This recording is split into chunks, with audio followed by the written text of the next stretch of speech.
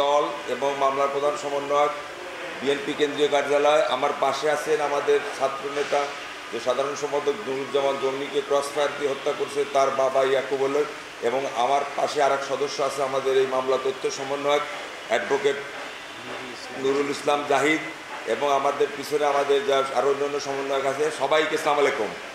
আজকে আমরা আমাদের ছাত্রনেতা সাবেক ছাত্রনেতা নুরুজ্জামান জনি, যিনি খিলগাঁ থানার সাধারণ সম্পাদক ছিলেন, আপনার 1915 সালের 2015 সালের আপনার 19/2/2015 তারিখ সে সহ তার বন্ধু সাহেব সহ আপনার তার সঙ্গী সহ আপনি আদালতে তার বন্ধু অ্যারেস্ট হয়েছে এটা দেখার জন্য তারা জেলখানায় গিয়েছিলেন।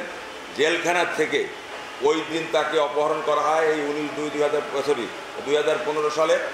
এই যে তাকে অপহরণ করলো, অপহরণের পরের থেকে তাকে আমরা খুঁজে পাচ্ছিলাম না। তাকে গুম করে রেখে 2 দিন পরে অর্থাৎ 20 তারিখে, একদিন পরে 20 তারিখে ভোর রাত্রে 3টার দিকে তার বাড়ির সংলগ্নেই একটি পুকুর পাড়ে নিয়ে যায়, তাকে ক্রসফায়ারের নামে হত্যা করে।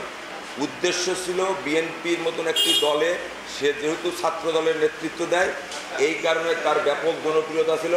তাকে যদি হত্যা করা হয় তাহলে ওই এলাকা আন্দোলন সমাবেশ কোনোটাই হবে না এবং বিএনপির মতন একটা দলকে নিশ্চিহ্ন ধ্বংস করা যাবে। এই কারণে তৎকালীন বিএনপির কমিশনার আসাদুজ্জামান মিয়া এবং ওই খিলগাঁ জোনের উপকমিশনার যিনি পরবর্তীতে অতিরিক্ত আইজিপি হয়েছিলেন কৃষ্ণপদ পাল রায়, এই নারা 2 জন মিলে এবং অন্যান্য আসামিরা টোটাল 62 জন আসামি সম্মিলিতভাবে অংশগ্রহণ করে একে একে তার শরীরে 16টি গুলি করে নির্মমভাবে তাকে হত্যা করা হয়। এবং এই নুরুজ্জামান জনিকে হত্যা করার পরে তার সেই সময় 7 মাসের অন্তঃসত্ত্বা তার স্ত্রী ছিলেন, তাকে সহ তার যে নির্যাতন করেছে, পরিবারের উপর যে নির্যাতন করেছে, মামলা দিয়েছে। এই মামলার প্রতিকার চেয়ে তৎকালীন থানায় যিনি কর্মরত ছিলেন তাদের কাছে আমরা অভিযোগ করেছিলাম এবং পরবর্তীতে বিএনপির পক্ষ থেকেও আমরা এই ঢাকা মহানগরের জজ সাহেবের আদালতে আবেদন করেছিলাম। এই পরপর আরও একটি আমরা আবেদন খিলগাঁ থানা করেছিলাম, কিন্তু অত্যন্ত দুঃখ পরিতাপের বিষয় যে এখন পর্যন্ত আমার বাদী এই মামলার কোনো সুরাহা পায় নাই। এই কারণে বাংলাদেশ জাতীয়তাবাদী দল বিএনপির কাছে তিনি আবেদন করেছেন যে আমাদের এই আবেদনের পরিপ্রেক্ষিতে তারা আমরা আবেদনটি গ্রহণ করে তিনি আজকে চিফ প্রসিকিউটর এই অপরাধ ট্রাইব্যুনাল বরাবর একটা লিখিত অভিযোগ দায়ের করেছেন।